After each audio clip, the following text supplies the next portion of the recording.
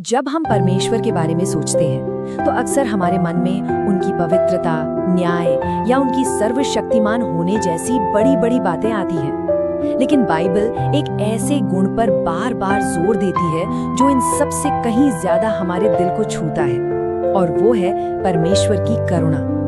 चलिए आज इसी को थोड़ी और गहराई से समझते हैं। प्रेज द लॉर्ड, परमेश्वर की स्तुति हो। आज हम जिस विषय पर बात करने जा रहे हैं वो सच में परमेश्वर के हृदय के बहुत ही करीब है, और ये हमें ये समझने में मदद करता है कि उनका स्वभाव, उनका असली चरित्र कैसा है। ये सिर्फ कोई किताबी बात नहीं, बल्कि एक गहरी सच्चाई है जो हमारी जिंदगी को पूरी तरह से बदल सकती है। तो सबसे पहला सवाल यही उठता है कि बाइबल परमेश्वर को बार बार एक करुणामय परमेश्वर के रूप में क्यों दिखाती है। आखिर इस एक गुण पर इतना ज्यादा जोर क्यों दिया गया है? इसका जवाब हमें परमेश्वर के स्वभाव के बिल्कुल केंद्र में, उनके दिल में ले जाता है। अब देखिए, परमेश्वर की करुणा को समझने से पहले ये जानना जरूरी है कि खुद करुणा शब्द का असली मतलब क्या है। हम अक्सर इसे दया या हमदर्दी समझ लेते हैं, लेकिन इसका असली मतलब इससे कहीं ज्यादा गहरा और पावरफुल है। अगर आसान शब्दों में कहें तो करुणा का मतलब है किसी और के दर्द को देखना, उसे अपने दिल में महसूस करना, और फिर सिर्फ महसूस करके रुक नहीं जाना, बल्कि उस दर्द को दूर करने के लिए कोई कदम उठाना। ये सिर्फ एक एहसास नहीं है, ये एक एक्शन है, एक ऐसी ताकत जो हमें मदद के लिए आगे बढ़ाती है। और जानते हैं, एक बहुत ही दिलचस्प बात है, जब हम बाइबल की असली भाषाओं में इस शब्द को देखते हैं तो इसका मतलब और भी गहरा हो जाता है।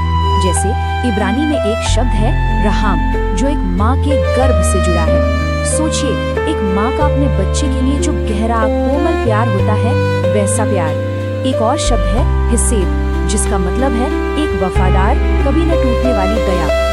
ये शब्द हमें बताते हैं कि परमेश्वर की करुणा कितनी मजबूत और भरोसे के लायक है, और ये किसी इंसान की सोची समझी बात नहीं है। ये तो खुद परमेश्वर ने अपने बारे में कहा है। जब मूसा ने उनसे उनका तेज देखने की विनती की तो परमेश्वर ने खुद को एक करुणामय और अनुग्रहकारी परमेश्वर बताया। यानी करुणा उनके स्वभाव का सिर्फ एक हिस्सा नहीं, बल्कि उनका मूल स्वभाव है, उनकी बुनियाद। तो चलिए थोड़ा पीछे चलते हैं बाइबल की शुरुआत में, क्योंकि परमेश्वर की ये करुणा कोई नई बात नहीं है। ये हमें पुराने नियम में शुरू से ही देखने को मिलती है।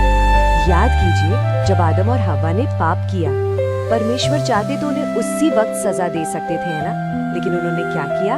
उन्होंने उन्हें सजा नहीं दी, बल्कि वो उन्हें ढूंढने आए, उनसे बात की, और तो और उनकी शर्म को ढकने के लिए खुद उनके लिए कपड़े बनाए। सोचिए, पाप होने के तुरंत बाद ये है करुणा का सबसे पहला और अद्भुत उदाहरण। फिर सदियां बीत गईं, इस्राएली लोग मिस्र में गुलामी का दुख सह रहे थे। तब परमेश्वर ने एक बार फिर अपनी करुणा दिखाई। उन्होंने मूसा से कहा, मैंने अपनी प्रजा का दुख देखा है, मैंने उनकी चीखें सुनी है, और अब मैं उन्हें छुड़ाने आया हूँ। देखिए, उन्होंने सिर्फ महसूस नहीं किया, उन्होंने एक्शन लिया। उनकी करुणा ने उन्हें एक बहुत बड़ा काम करने पर मजबूर कर दिया। ये फिर से साबित करता है कि परमेश्वर की दया सिर्फ एक भावना नहीं, एक शक्तिशाली कार्य है।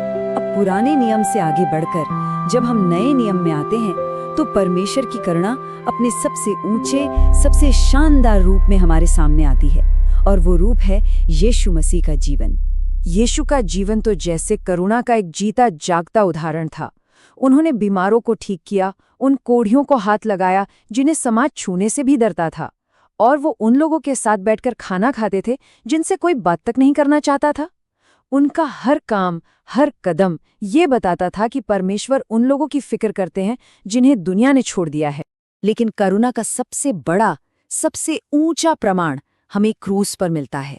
जरा सोचिए, जब यीशु असहनीय दर्द में थे, तब भी उन्होंने अपने सताने वालों के लिए नफरत नहीं की, बल्कि उनके लिए क्षमा की प्रार्थना की। उन्होंने कहा, पिता, इन्हें क्षमा कर। ये दिखाता है कि उनकी करुणा की कोई हद, कोई सीमा नहीं है। पता है, क्रूस एक बहुत ही खास जगह है। ये वो जगह है जहां परमेश्वर के दो महान गुण एक साथ मिलते हैं, उनका पूरा पूरा न्याय और उनकी गहरी करुणा। एक तरफ पाप की सजा दी गई जिससे न्याय पूरा हुआ, लेकिन दूसरी तरफ उसी बलिदान से हम सब के लिए माफी का दरवाजा खुल गया, जो उनकी जबरदस्त करुणा को दिखाता है। ये परमेश्वर के प्रेम और बुद्धि का सबसे बड़ा सबूत है। तो ये सब कहानियां सिर्फ इतिहास का हिस्सा नहीं है। परमेश्वर की करुणा आज भी इसी पल उतनी ही सच्ची और जरूरी है जितनी हजारों साल पहले थी। तो सवाल ये है कि आज हमारी जिंदगी के लिए इसका क्या मतलब है? आज के समय में इसका मतलब है कि गलतियों के लिए माफी मौजूद है, दुख में दिलासा है, कमजोरी में सहारा है और टूटे हुए दिलों के लिए एक नई उम्मीद है। ये वो सच्चाई है जिसमें पूरी जिंदगी को बदल देने की ताकत है। और सबसे खूबसूरत बात यह है कि परमेश्वर की करुणा कभी खत्म नहीं होती। बाइबल कहती है कि ये हर सुबह नई होती है।